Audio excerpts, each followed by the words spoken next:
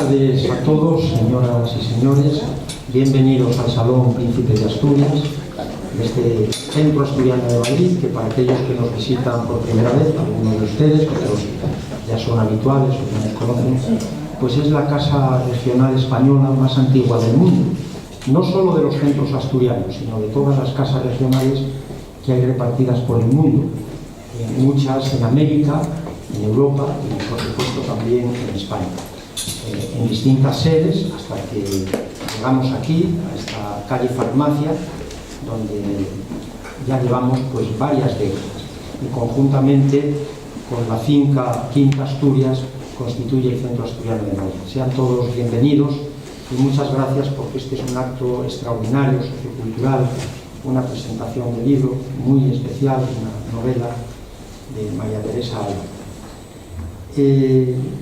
Quiero, bueno, además de saludarles a ustedes, algunos directivos que aquí nos acompañan, pues referirme a las personas que tienen mayor protagonismo en este acto, que me acompañan en la mesa. Por un lado, María Teresa Álvarez, bien conocida, ahora me referiré a ella con más detalle. Está también a mi izquierda don Manuel Villacellino. También tengo preparado un currículum. Les ruego a todos que me excusen por los errores, la desactualización que pueda haber en la información, que a veces se rescata de medios pues poco fiables, y por supuesto pues no hace justicia a unas trayectorias muy singulares y muy fecundas en sus distintos ámbitos. Está también a la izquierda de don Manuel Villacellino nuestro presidente adjunto, Andrés Menéndez, y por el lado de mi derecha se encuentra Pilar Riesco, también hablaré de ella, y a su derecha, pues en representación de la editorial de la Esfera de los Libros, Berenice Galaz. De manera que muchas gracias. Bueno, como digo, María Teresa Álvarez es una periodista y escritora española bien conocida de todos, una persona muy popular, siquiera sea por su papel tan destacado en el periodismo televisivo. Estuvo además casada con el general Sabino Fernández Campo, conde de la Torres, jefe de la casa de Su Majestad el Rey, que falleció el 26 de octubre de 2009. En esta casa don Sabino era muy querido, tanto que don Cosme Sordo, nuestro anterior presidente, le llamaba San Sabino, un gran benefactor que además fue presidente adjunto y presidente del Consejo Superior. Bueno, María Teresa, periodista y escritora de éxito, candasina, este es un dato también muy relevante, esa bella villa marinera de Asturias, no son todas, pero con sus singularidades, por supuesto, Candás, Candás. Y quiero destacar también en su biografía, en su trayectoria profesional, su gran preocupación por la mujer, una preocupación que se ha traducido en el incremento de la sensibilidad en torno a la situación a veces de infravaloración de las mujeres. Aquí ya ha presentado varios de sus libros, todo un lujo para nosotros, y hay que decir que ella es manzana de oro de este Centro Asturiano de Madrid. La manzana de oro es nuestro más preciado galardón, muy codiciado, por cierto. Aquí tenemos pues una relación a mi derecha, a su izquierda, y otra en un panel que hay aquí en el otro extremo. Y pueden ver pues algunos de los galardonados allá desde el año 67. María Teresa es licenciada en Ciencias de la Información, fue la primera mujer cronista deportiva en la radio asturiana. El 16 de septiembre de 1974 se convirtió en la primera presentadora del programa regional de televisión española en Asturias, Panorama Regional. Trabajó en muchos sitios, en periódicos haciendo prácticas, en el diario El Comercio de Gijón, colaboró también con La Voz de Asturias y en las emisoras de Radio Nacional de España, tanto en Oviedo como en Radio Popular en Avilés. En 1987 se trasladó a Madrid para desempeñar la subdirección de Cultura y Sociedad de los telediarios de Televisión Española. Dejó en 1988 la información diaria para realizar documentales de temática histórica, y en esta línea dirigió Viaje en el Tiempo, dedicado al descubridor y conquistador de América, Cristóbal Colón, La Pequeña Española, Viena 1791 1991, programa que recrea la vinculación de esa figura genial que es Mozart en relación a España. Sefarad, la tierra más bella, sobre el pasado y el presente de los judíos sefarditas, con motivo de cumplirse los 500 años de su expulsión. Mujeres en la historia, con la que pudo ahondar en la explicación de la historia de un modo diferente, a través de los ojos femeninos. Y en la Universidad Internacional Menéndez Pelayo dirigió el curso titulado Mujeres en la Historia, centrada en el mundo femenino. En el año 2000 vuelve a la Universidad Internacional Menéndez Pelayo con un nuevo semanario, El papel de la mujer en la España de los últimos 100 años. En el 99 publicó su primer libro, que fue un gran éxito, La pasión última de Carlos V. Desde entonces son al menos 15 las novelas publicadas, todas ellas dentro del género de la novela histórica y con claro protagonismo femenino. Leo algunas. La pasión última ya lo hemos mencionado, Isabel II, Melodía de un recuerdo, El secreto de Maribárbola, Ellas mismas, mujeres que han hecho historia contra viento y marea, Madre Sacramento, La comunera de Castilla, El enigma de Ana, Catalina de Lancaster, La infanta Paz de Borbón, Margarita de Parma, La Indiana, Urraca, reina de Asturias, La hija de la Indiana, Juana de Castilla, María de Magdala, Partida de reinas, Berenguera y Teresa, las mujeres que forjaron en España, y ha escrito también libros de viajes como Mis otoños en Roma. De manera que, María Teresa, estamos muy agradecidos porque nos hayas elegido otra vez, y aquí tienes tu casa, ya lo sabes, y bueno, pues nos resta felicitarte enfáticamente por esta nueva obra y que sigamos asistiendo a esta presentación. Muchas gracias. Bueno, Pilar Riesco Menéndez, a su derecha, pues es socia del Centro Asturiano de Madrid desde niña, toda la vida, merced a sus padres.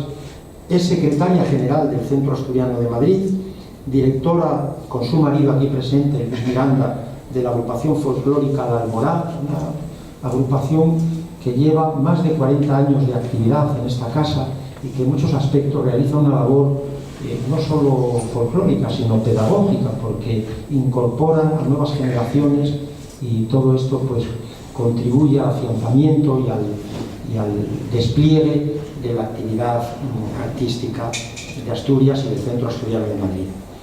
Es actriz del grupo de teatro Señaldad, otra de nuestras agrupaciones, y miembro de las peñas 10 Villas y Cuenca del Narcea Occidente. Pertenece a la Junta Directiva de la Confederación Española de Casas Regionales. Gracias, Pilar.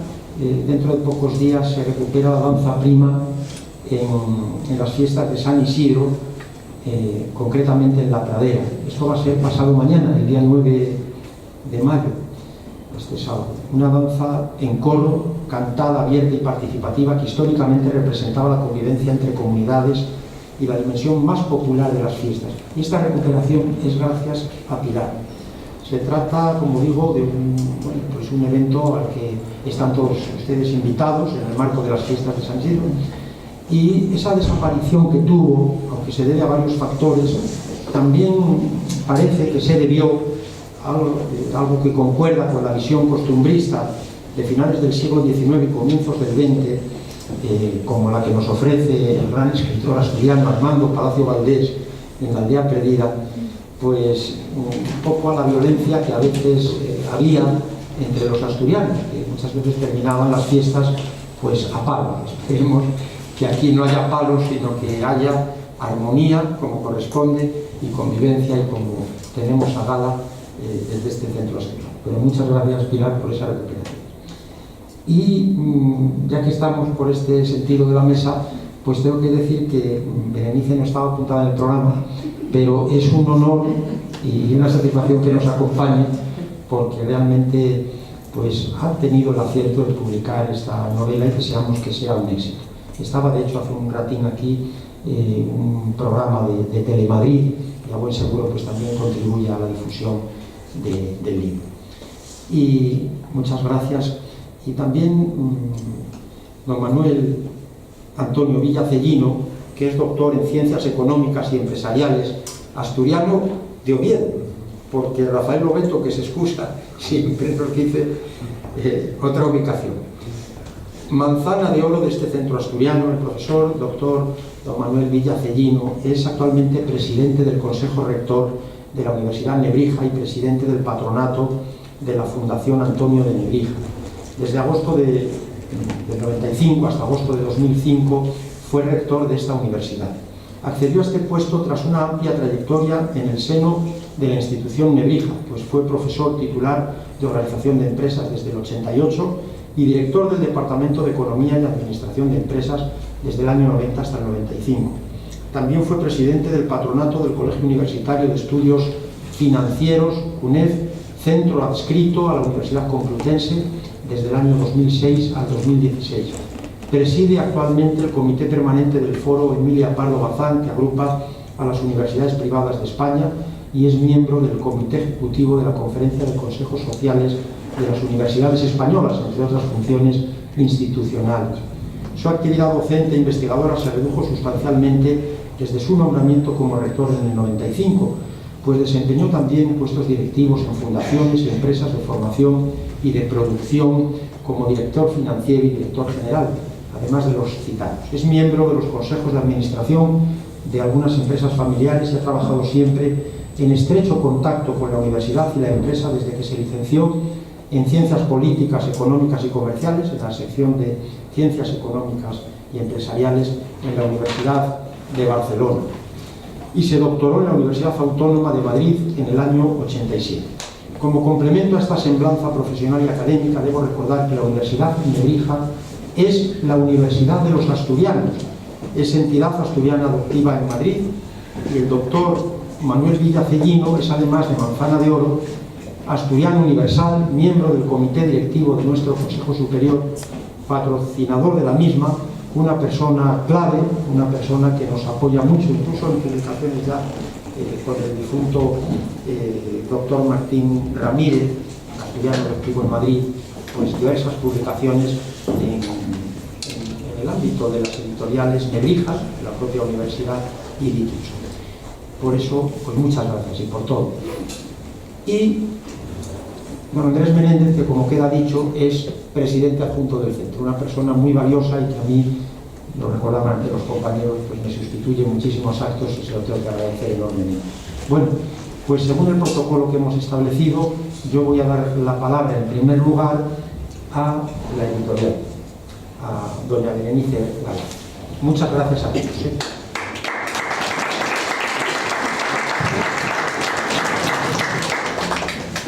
Hola, sí, no soy.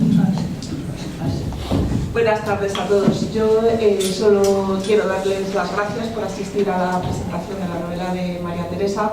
También quiero agradecer al Centro Asturiano que nos acoja y también a los presentadores. Pero sobre todo, María Teresa, te quiero dar las gracias a ti, porque para la espera de los libros es un placer editarte y es un raro privilegio que tengamos tantos libros tuyos y tan buenos, desde ellas mismas, Mujeres que hicieron historia contra viento y marea, hasta Partida de Reinas. No sé si te acordarás, 12, y conmigo 11. Contigo, claro. 11. La comunera el primero, que a mí me descubriste a este personaje. Yo conocía a los comuneros hombres, pero no conocía a María.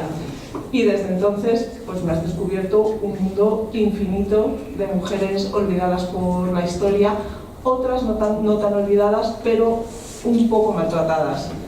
Y en el caso de Partida de Reinas descubre a dos mujeres formidables, totalmente. Berenguera un poco más conocida, pero María Teresa casi nada. La novela es una maravilla, son dos personalidades fascinantes y a las que tú tratas con un cariño y un rigor histórico maravillosos. O sea que de nuevo, María Teresa, muchísimas gracias y pues nada, nos quedan otras 12 novelas, por lo menos, por delante. Yo os doy la palabra.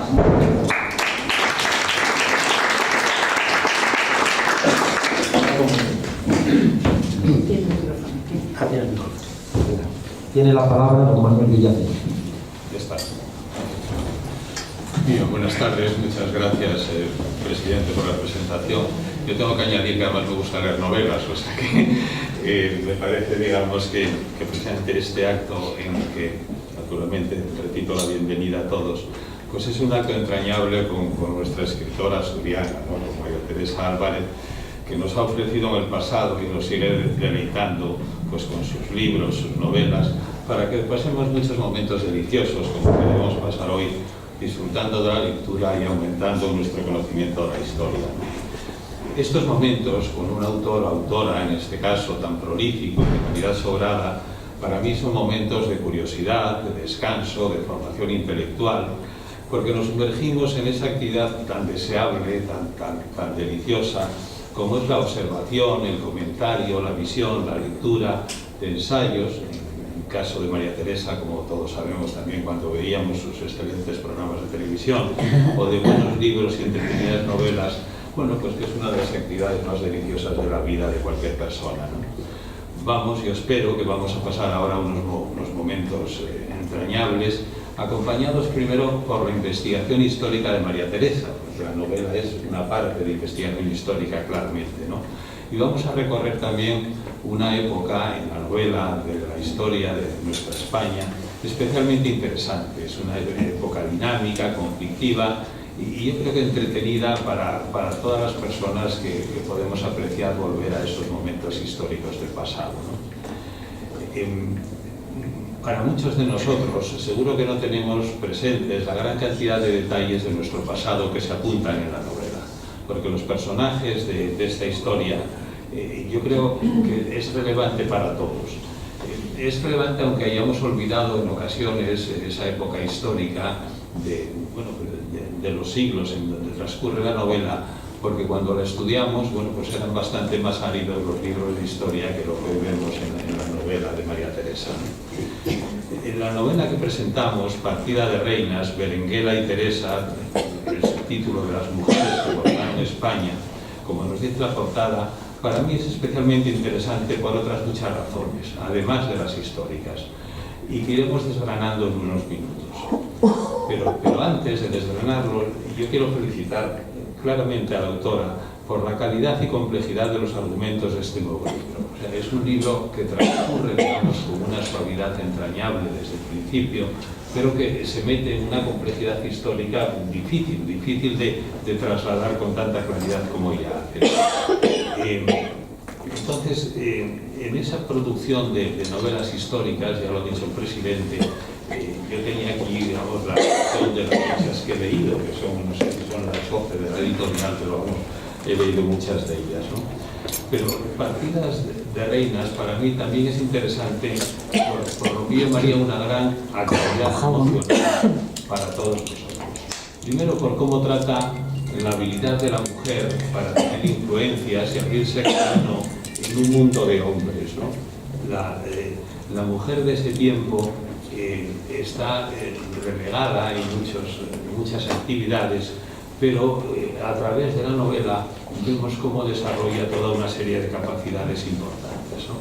Pero para centrar un poco más la novela, todos saben que se desarrolla, o documento que se desarrolla entre el primer y el segundo siglo del primer milenio, ¿no? Cuando esa antigua unidad, la antigua unidad peninsular que teníamos en España, pues eso con los romanos y después con los visigodos, ya se había fracturado en multitud de pequeños reinos, de cantones, de grupos, de sitios, en donde nos encontramos con muchos reinos cristianos peleándose entre sí, otros reinos moros, también con distinta capacidad de relación entre ellos, pero además que se unían o separaban en función de las huestes que llegaban del norte de África. Entonces, en esa época, la invasión de los almohades hizo especialmente delicadas las relaciones de poder en España y entre los reinos, que describe muy bien la novela, ¿no? Porque lo hace con una trama muy entretenida y yo diría que ejemplarizante, por ser precisamente, como ya se ha dicho, protagonizada por esas dos mujeres que además se habían casado con el mismo rey. Dos mujeres para mí ejemplares, cuya vida yo creo que hoy día hace las delicias pues, de tantos jóvenes y mayores que deseemos no solo conocer, sino contemplar con mayor claridad bueno, pues esa capacidad de las mujeres para la conciliación, el sacrificio, la lucha por lo que consideran justos, pero sobre todo por su habilidad para el compromiso, como de una forma deliciosa se resalta en la propia novela. Estas mujeres se habían casado con el mismo rey, con el rey de León, en dos momentos diferentes, pero sus matrimonios, ambos, habían sido anulados por el sumo pontífice, por el Papa. Y para eso hay que situar lo que era el Papa en aquel tiempo. Era no solo la gran autoridad religiosa, sino política de toda la Edad Media europea. Y lo curioso es que ambas se encuentran con sus matrimonios anulados después de haber tenido 4 o 5 hijos con el propio monarca, ¿no? Entonces, este detalle para mí tiene muchísimo significado y lo trata perfectamente la autora, porque vemos cómo durante toda la Edad Media la Iglesia Católica va aumentando y consolidando su poder de tal forma que cuando llega el Renacimiento, claro, nos encontramos con lo que ya todos sabemos, con la gran reforma protestante, con, digamos, la división de toda la cristiandad, precisamente por haberse metido los propios papas en determinados asuntos temporales que les hicieron ser los responsables de cualquier legitimidad del momento. La novela trata perfectamente cómo la legitimidad de los reinos de aquel tiempo necesariamente pasaba por la opinión o por la sanción del Papa a través muchas veces de las propias opiniones de los obispos o de los nobles que llegaban a Roma con sus mensajes, ¿no?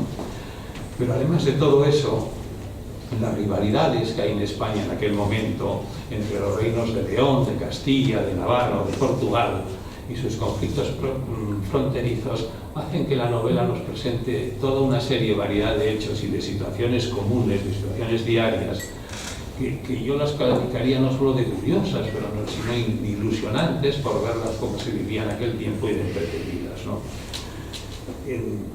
Para mí hay otro factor que nos lleva a la actualidad, porque podríamos decir que hay un cierto ejemplo de situación actual cuando la actividad política se concentra en manos de muy pocas personas, como eran los nobles y los reyes de su tiempo, incluidos los obispos, que en muchas ocasiones están más interesadas en su propia carrera o beneficio personal que en resolver los asuntos del pueblo llano, que son los que deberían resolver, y que son situaciones que no nos resultan tan lejanas cuando se concentra demasiado, digamos, la actividad política en manos de pocas personas, ¿no? Yo siempre digo que se disfruta de la novela desde el primer momento. O sea, cuando María Teresa describe los primeros 28 capítulos, pues describe la vida de Berenguela de Castilla, hija de los reyes, reina consorte de León, que le dio precisamente a Alfonso IX, que es el rey del que hablamos, 5 hijos antes de que el Papa Inocencio III anulara el matrimonio por las razones antedichas, ¿no? Pero lo curioso es que después de esos 18 capítulos vienen otros 19 capítulos dedicados a Teresa de Portugal, ¿no? Entonces, Teresa de Portugal, vemos a través de la novela cómo desarrolla su vida muy protegida en la infancia y tan diferente de la de doña Berenguela, que está perfectamente reflejada esas dos personalidades de dos mujeres muy diferentes en un tiempo muy complejo, ¿no? En la primera parte, la novela además nos sumerge en hechos históricos especialmente interesantes incluso en nuestros días.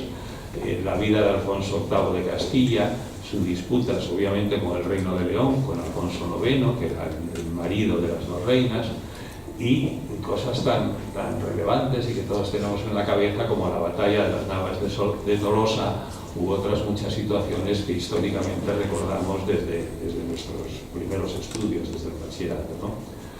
Pero en la segunda parte, en esos capítulos dedicados a Teresa de Portugal, desde una infancia feliz, que se describe muy bien, en donde se analiza incluso el propio nacimiento del Reino de Portugal y todos esos hechos relacionados con el papado, porque era obligatorio esa sanción religiosa, esa sanción eclesiástica para obtener cualquier legalidad institucional.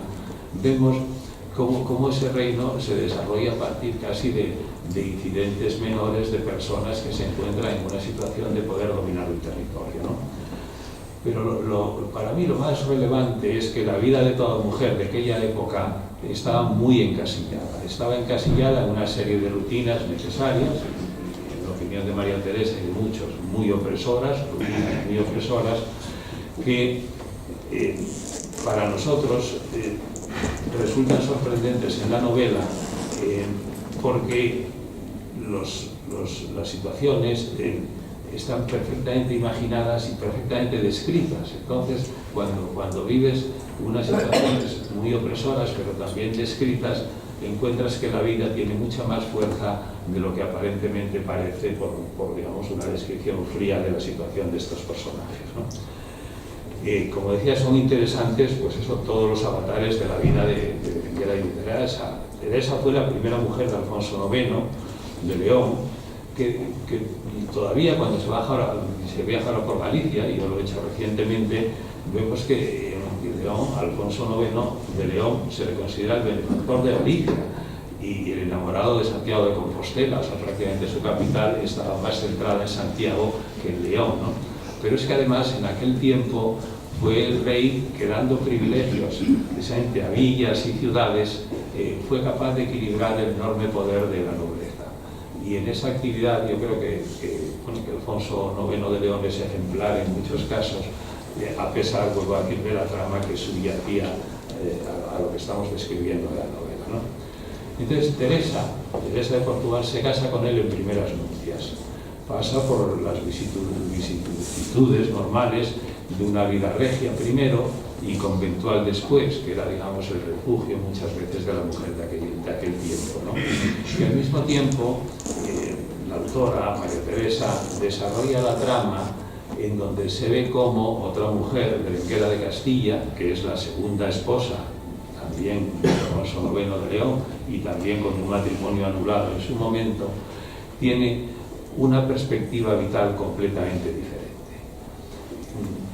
La novela nos va llevando de una forma deliciosa hasta lo que yo creo que, digamos, no descubro nada por recordar, hasta que en la Concordia de Benavente del año 1230, María Teresa nos sitúa claramente como el hecho histórico más relevante de la unión del tiempo entre Castilla y León, pero además lo hace gracias al logro de la actividad de las mujeres, no gracias a la actividad de los reyes, no gracias al impulso de los nobles, sino gracias a que dos mujeres son capaces de, defendiendo cada una sus intereses, pero con la generosidad propia de quien sabe buscar el bien común más que el bien propio, en este caso de la familia o del entorno inmediato, consiguen, bueno, por un lado, que una de ellas decida abdicar o que sus hijas abdiquen en el hijo del rey, pero de la otra mujer, y cómo la otra mujer convence a la primera que esa abdicación no es, digamos, para resaltar más el poder de su hijo, de Fernando III, sino que es por el bien de ambos reinos, para que Castilla y León dejen de luchar entre sí y puedan ambos dar un paso muy significativo también en la historia de España, porque a partir de ese momento son precisamente los obispos, y principalmente el obispo de Toledo, el que, al mando de los ejércitos ya de León y de Castilla unidos, pues es capaz de conquistar Córdoba, de conquistar Sevilla, de hacer avanzar la reconquista de una forma inmensa. Toda la novela, por lo tanto, transcurre de una forma que para mí es lo más importante, porque es por un lado deliciosa, por un lado es entretenida, y yo la calificaría incluso de tremendamente vital cuando se lee hoy día, cuando se está leyendo la historia de aquel tiempo, pero muy interpretada desde la perspectiva de cómo hoy día se puede ver unos momentos en donde ya la mujer mostraba todas estas habilidades, pero lo hacía, digamos, sin ninguna capacidad o sin una posibilidad de pasar a los libros de historia como protagonistas de los hechos que ellas mismas conseguían que se desarrollaran o reflejaran. Por lo tanto, yo les animo a todos, por supuesto, a leer la novela, a disfrutarla además mucho, y yo diría que a enlazarla, si pueden y si tienen el tiempo, con otras novelas anteriores y próximas, porque toda esa época, vuelvo a decir, de una edad que todavía en los libros de historia se considera una edad oscura, hasta que llega el Renacimiento, hasta que llega, digamos, la luz de volver otra vez a los clásicos y de encontrarnos con unas sociedades distintas. Sin embargo, veremos que toda la vida que late entre los protagonismos de ese tiempo, cuando está bien descrita, como hace nuestra autora, nos encontramos que prácticamente nos trasladamos de una forma natural a ese tiempo, disfrutamos con lo que estamos leyendo y además nos está dando información muy relevante para entender incluso la sociedad de nuestro tiempo.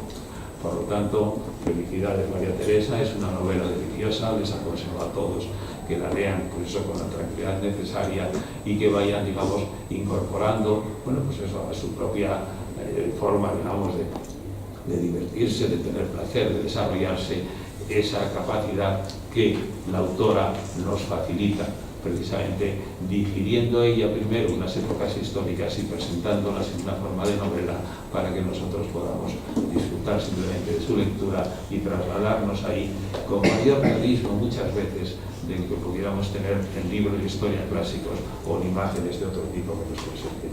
Felicidades María Teresa porque es un libro delicioso.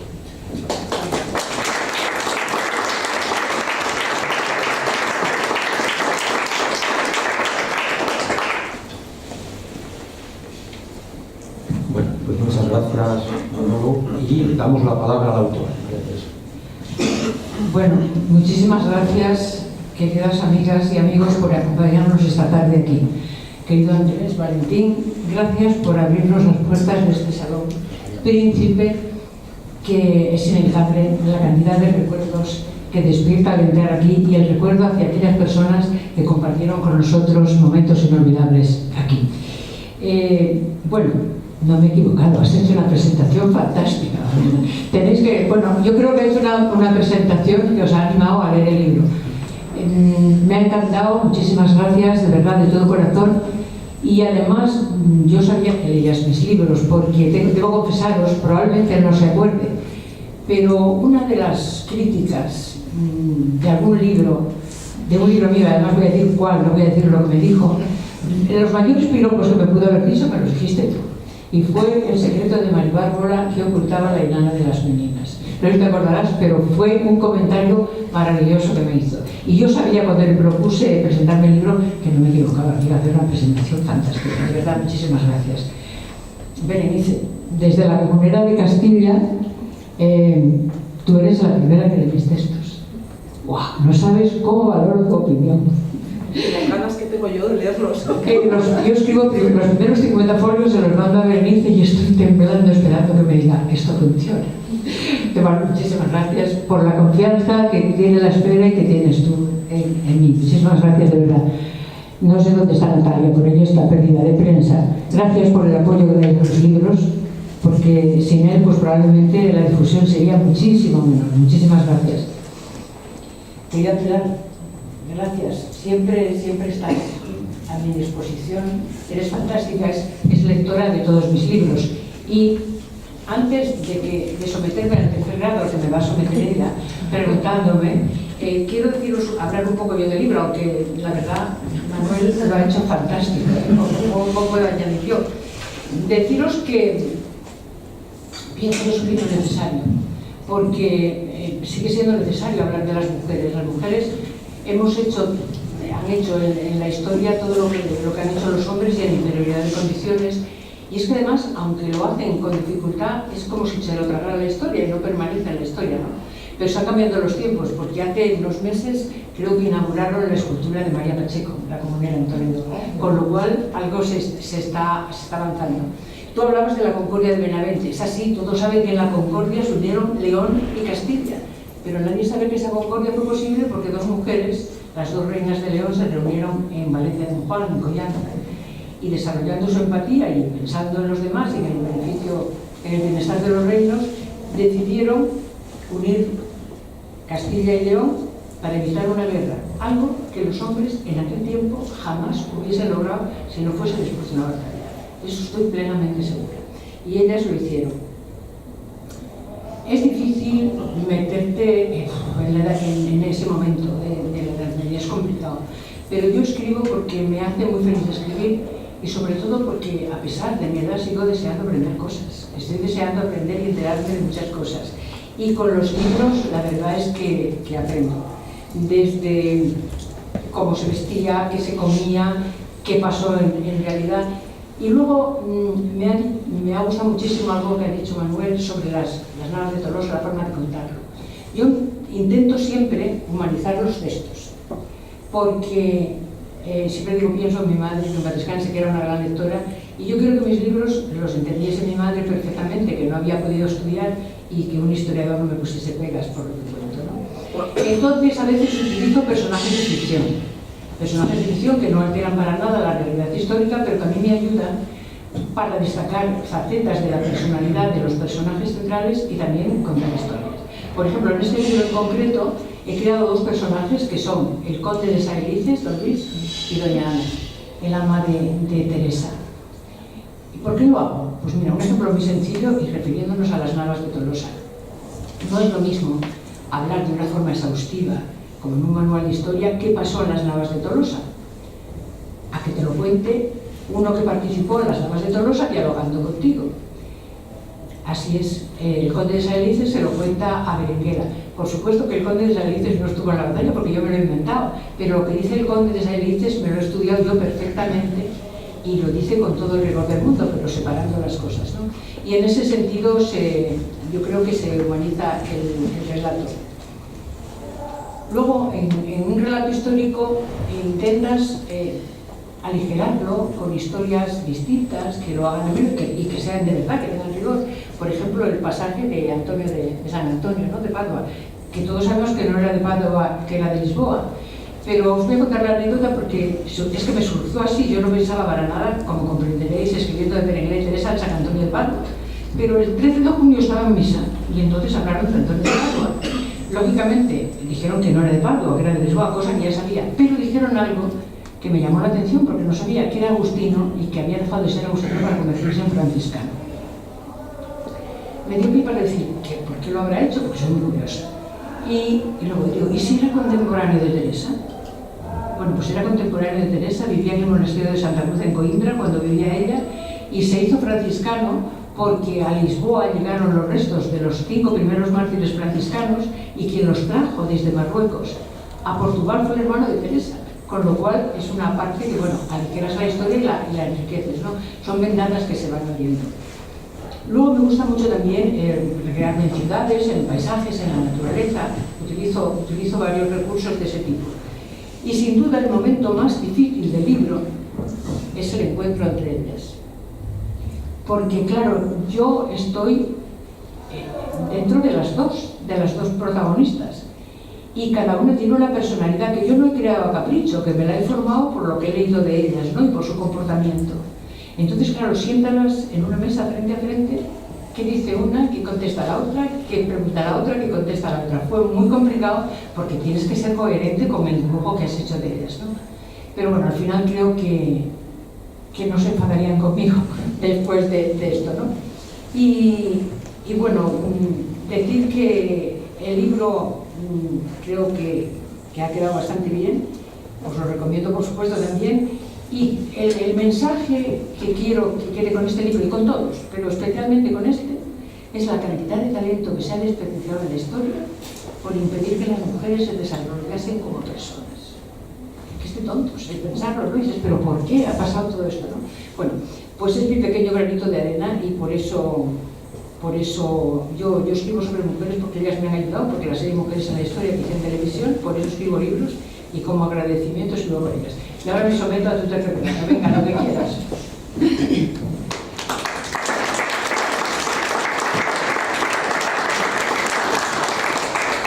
Lo primero, darte las gracias porque elijas esta casa. Es tu casa.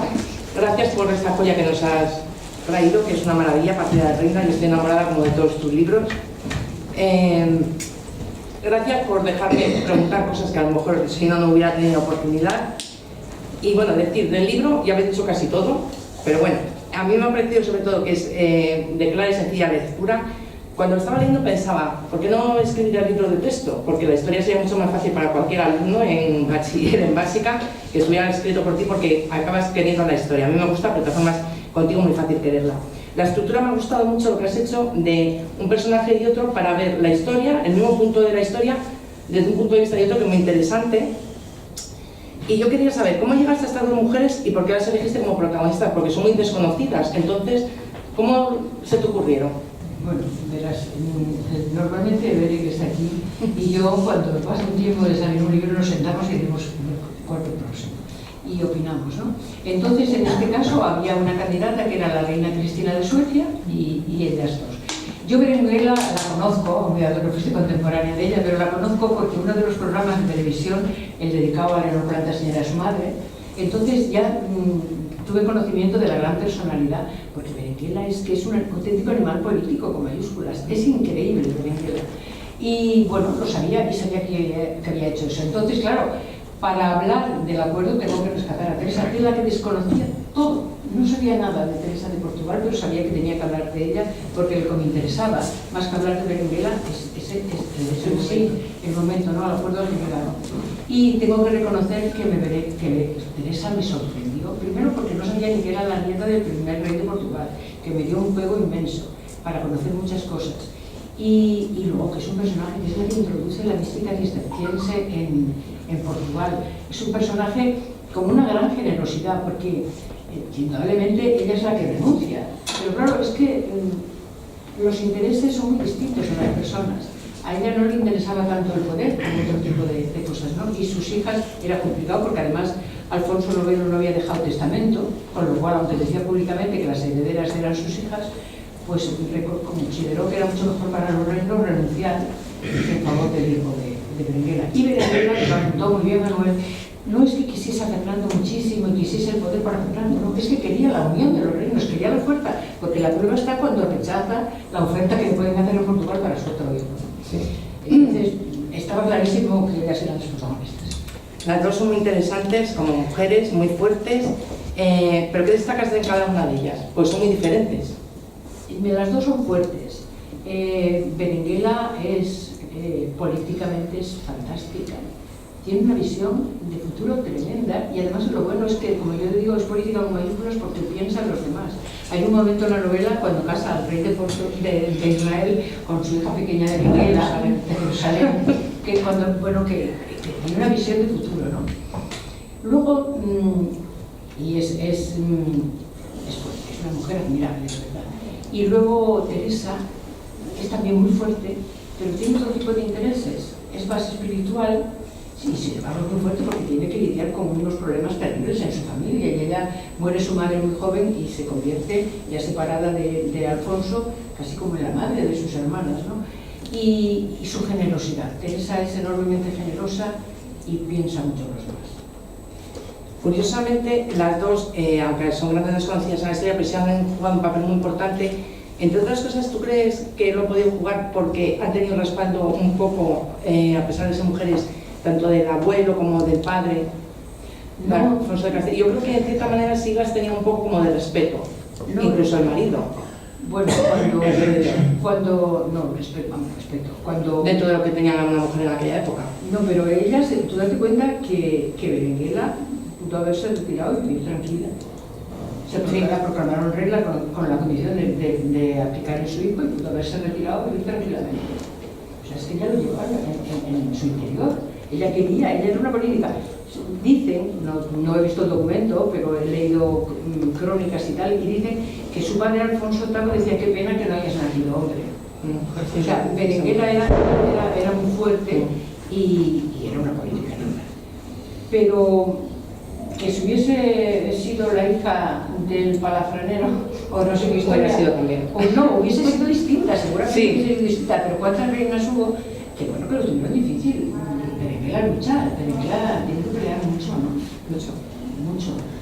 O sea que yo creo que situación de privilegio no tuvieron ninguna de las dos, ¿no? Y Alfonso IX, que yo tengo que reconocer que es un personaje que me cae histórico, que me cae perfectamente bien, que es un personaje histórico que no lo tenemos, como digo, rentabilizado, porque el primer Parlamento Europeo se celebra en San Isidoro de él supo muy bien unir, tenía necesidades económicas y de todo tipo y supo implicar al pueblo y para que respondiera a ellos.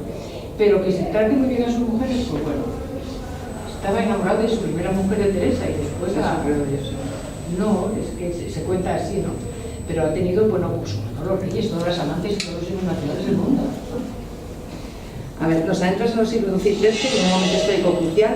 La documentación histórica como periodista que eres es muy rigurosa, está claro. Pero ¿en qué te basaste para los personajes, sobre todo las protagonistas que son dos grandes desconocidas, para indagar sobre ellas? Que Pues no está mira, fácil. pues en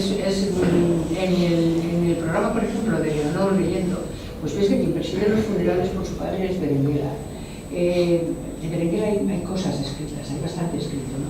Entonces, leyendo cómo es su comportamiento, deduces que su carácter fuerte, pues está clarísimo, que le interesa la política.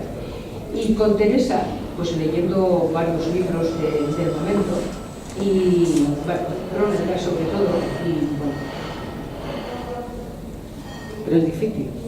Bueno, pues no te creas, no tanto, pues una señora que introduce esto, que quiere vivir en el monasterio de Lorbao, pues es una señora que no tiene nada que ver con sus intereses con la Berenguela. La Berenguela no es como que hay esos datos para tomarte una idea de la personalidad que tenía la Berenguela. Ahora que se supone leer muchas cosas, Sí, y por supuesto, no está claro. Sin duda. Y como dices tú, eres curiosa, con lo cual todo te va dando pistas para mirar. Tú sabes la alegría cuando vas buscando una cosa y de repente te encuentras, es que todo se une, y dices, qué maravilla, ¿no? Qué alegría. He notado que usan mucho el tono dialogal y las cartas. A mí eso me da mucha humanidad a los personajes. ¿Es lo que pretendías tú con ello? Pues sí, porque lo has comentado. Sin duda, y las cartas también. En la pasión última de Carlos V, que fue mi primera experiencia, Bárbara Blomberg, la amante de Carlos V, en las cartas que escribe a su nieta que están en las huelgas, son inventadas. Esas cartas, pero es que no queda bien. Me gusta. Alfonso IX de León, como hemos comentado ya. Particularmente yo no lo veo como un gran rey, ha hecho cosas muy buenas, pero bueno, luego hizo cosas, dejar sin testamento, decir que las hijas iban a ser las herederas, no ponerlo en testamento y demás, bueno. Pero en cambio, la forma que describes al personaje hace sentir simpatía por él. Que yo lo siento por él. Sí, pues mira, lo has transmitido. No, lo siento, vamos a ver, mira, no deja a las hijas, vamos a ver, él tiene un hijo varón con Teresa como él. Entonces, él en un principio no tiene interés, me puede matar el león si lo digo, pero él no tiene, yo creo que él no tiene interés en que ella sea la reina. Primero, porque tendría que haberse preocupado de casar a una de ellas. En aquellos momentos era muy difícil ser reina. A Urraca, que fue la primera reina de Europa, la obligaron a casarse con el batallador. O sea, que no, era muy difícil. Y luego, dejar a las dos herederas, ¿quién gobernaba? 50... Mitad y mitad, sí. Mitad y mitad, 50%, no, yo creo que no. Y luego, mal reino fue, lo que pasa que, claro, en aquel momento te las rivalidades, por ejemplo, hay algo que digo, ¿cómo puede caer simpático que cuando están peleando las navas de Tolosa, el Papa tiene que intervenir para que no conquiste terrenos de León, de Castilla, que Alfonso está en las navas de Tolosa? Bueno, hace parte, ¿no? Yo creo que no fue un mal rey.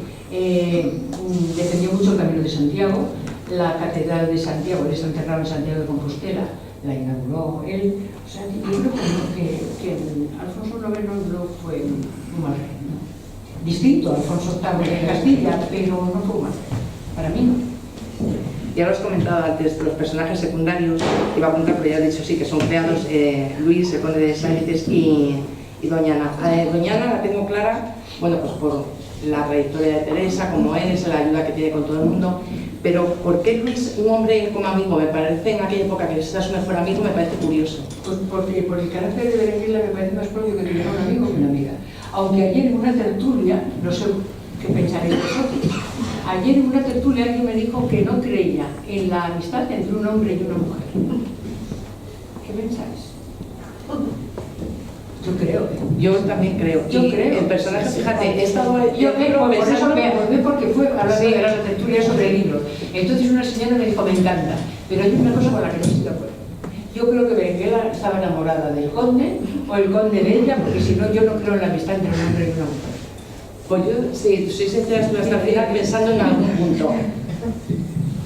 Yo creo que con la perspectiva de hoy la amistad tiene muchos grados, ¿no? Entonces, lo que pasa es que es verdad que en la descripción de la novela, y perdona que opines al contrario, sí te sorprende que no sean amantes, porque se llevan tan bien Sí. y al mismo tiempo se presenta, por eso se se llevan bien, presenta como la no se la misma mano. persona tecnológico, yo hasta que no llega al final iba pensando si iban a ser amantes. Sí, Digo, todo lo que no, pasa no, no no, vale, no, pero pensar si es un mundo inventado jamás lo haría yo lo haría eso un personaje. A Berenguela no le pondría un amante sin saberlo, eso sí que no. Pero además, como eran amantes, se rompía la amistad. Pero no, yo creo que puede existir la amistad entre Sí, yo también. Lo que pasa es que es curioso aquella parte, la habías puesto. También es verdad que te ha ayudado, como dices tú, con las batallas. Claro, porque yo son comodines que yo me pongo, ¿no? Entonces a mí me venía muy bien el conde de Servicios. Déjame añadir que una de las ventajas enormes de eso, la novela, es que esos personajes inventados parecen tan reales como los reales. Sí, sí. Entonces, está también equilibrada, digamos, la descripción de unos y otros, que uno vive la historia como si todo fuera real. Fuera real. Sí, sí. Eso Había un momento que lo dudé. Mira, Fernando Suárez, que leía mis novelas, siempre me decía, me encanta, pero tendrías que poner lo que es real y lo que no es. Porque no es. A ver, los paisajes. Haces una descripción de los paisajes y de los Sí, lugares, me encanta. de los monasterios, de todo, que es una maravilla. Eso lo entiendo muy bien, además, la historia, y te hace querer ir a esos sitios y verlo con la perspectiva de los personajes. Pues mira, te voy a contar. Te iba a decir una cosa, y luego te Sí, una pregunta. ¿Es por tu experiencia a través de televisión, de lo que hiciste como Sí, realización? yo quiero escribir, intento escribir cada día mejor, mejor. Pero yo escribo como periodista, yo soy periodista y siempre 1000 veces periodista. Indudablemente, yo cuando escribo lo veo en imágenes. Yo lo que escribo lo veo siempre en imágenes. Pero ahora que dices esto, estoy mirando a ver si alguien no. He hecho, después de sacar el libro, he ido a Coimbra. Porque yo conocía Coimbra, pero después de escribir el libro, de describir a Teresa los sitios donde vivía, sentía como necesidad de ir a esos sitios, ¿no? Ver con sus ojos. Y organicé, yo hago 2 viajes al año con gente. Y nos fuimos 45 personas a Coimbra. Entonces, vivimos en Coimbra los 5 días, todos fuimos al monasterio de Loyola, en Santa Terrada, y se me ocurrió, que lo grabé, está en Instagram, si tenéis Instagram podéis verlo, que las personas que quisieron, cogimos parte del texto y se leyó en el escenario mismo, ¿no? Entonces, precioso, porque de esa forma, además, aparte de está muy bueno, descubrimos a auténticos actores que lo hacen fenomenal, pero la puerta, por ejemplo, la puerta de la Medina en Coimbra ya no va a ser lo mismo, vas a recordar siempre a Teresa. En el monasterio de Santa Cruz igual lo que pasó aquí. O sea, fue una experiencia preciosa, fue muy bonito, o sea que lo hemos disfrutado muchísimo. A ver, ¿qué nos has querido enseñar con esta historia? Pues eso, el talento que se ha perdido, que las mujeres han hecho cosas muy importantes que no se cuenta y que es necesario contarlo. Tú le traes luz a muchas de ellas. Me ha gustado lo que dices de María Pacheco, porque fíjate, a mí la comunera me dejó impactada con uno de los libros que dije, pero bueno, los comuneros sí, pero y esta mujer... Bueno, tú date cuenta que María Pacheco mantiene vivo el movimiento comunero en Toledo mucho más tiempo, Sí. de lo que antes de ser ajusticiados en Guinea. Y yo siempre cuando iba a escribir el libro decía, pero bueno, lo hice en la televisión. Y es una mujer que a mí me marcó muchísimo, porque una mujer que nace en la Alhambra de Granada, que es grande de España, que se convierte en la mujer más odiada por Carlos V por defender sus ideales, que muere en la miseria en Portugal, ¿no? En Oporto. Y yo entonces decía siempre, o sea, en Madrid tenemos la calle de Bravo, Padilla y Maldonado. ¿Y por qué María Pacheco no tiene calle, no? Y ahora sí se han elaborado una escultura de María en Toledo. Sí. Bueno, pues muchas gracias a ti que la sacas a la luz. ¿Con cuál de las 2 reinas te quedarías? ¿Con Teresa o con Berenguera? Hombre, quedarme con las 2. ¿Con cuál me identifico más por mi forma de ser? No lo he dicho nunca, lo voy a decir, ¿eh? Con Teresa. Pues yo no soy política. Ya. No soy política. La escena de las 2, con la chimenea hablando cuando lo de Collanza, es impresionante. No me extraña que te costara. Me costó porque- muchísimo. Pero muy creíble. O sea, yo estaba allí, digo, María Teresa ha estado con ellas aquí, Claro, seguro. seguro. Sí, sí, es un sueño, porque es tremendo. Estuve. Es tan real. No es que está real la serie. Y luego veréis que luego se encuentran. Pues eso no es verdad. Es encuentro, pero es verdad. porque me parecía que era muy bonito. No sé, claro, no está documentado. Bueno, pues sí se encontró. No está documentado, no está documentado, pero sí. Y luego, como la última que muere es Teresa, la última, eso sí es verdad, pues bueno, me pareció que era una forma de terminar, porque también a veces es lo más complicado del libro es empezar, todos los libros. En la primera página es, oye, cuando digo la primera página no está hecho. Lo primero es saber cómo arrancas, ¿no? Cómo empiezas.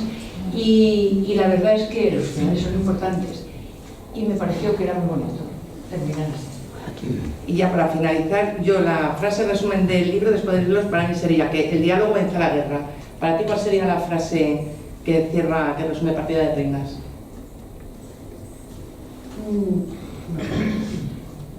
No me piques ahora que no sé decirte cuál frase. ¿Qué frase es la que no lo sé? Eso puede ser, esa que dices es perfecta, pero no sabía decirte yo ahora mismo qué frase, ¿no? Ayer alguien en la tertulia me dijo una frase que está en el libro, ven, igual tú te acuerdas, y yo no sé en boca de qué personaje la puse la frase.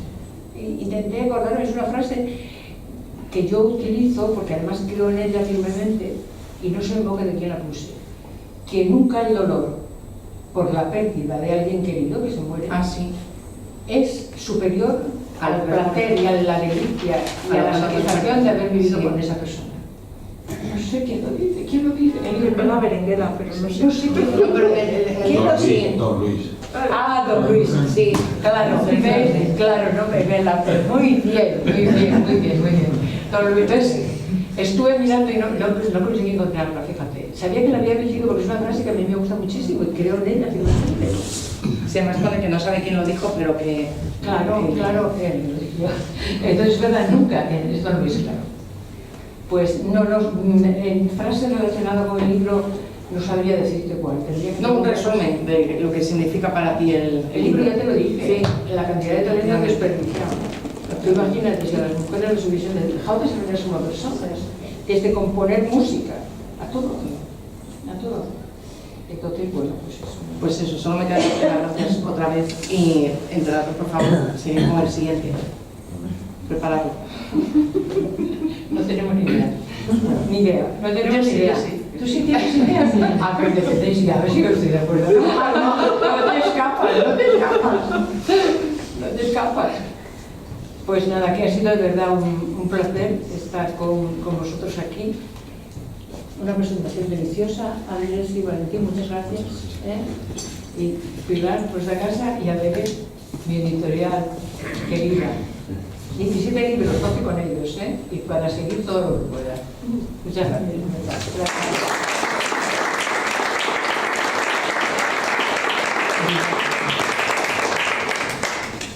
Bueno, pues muchas gracias a todos, Andrés, Manolo, Berenice, Pilar y sobre todo María Teresa. Reiteramos la felicitación. Ha sido en efecto un encuentro, una presentación maravillosa. Y por favor, no se olviden que tienen aquí a la autora y que se firma el libro. Por tanto, pues ahora está allí el joven de la esfera de los libros, de la librería Faro, o el Faro, y con mucho gusto, pues el que quiera se le firma. Y gracias y enhorabuena. Pasamos después a tomar un minuto. Hasta luego.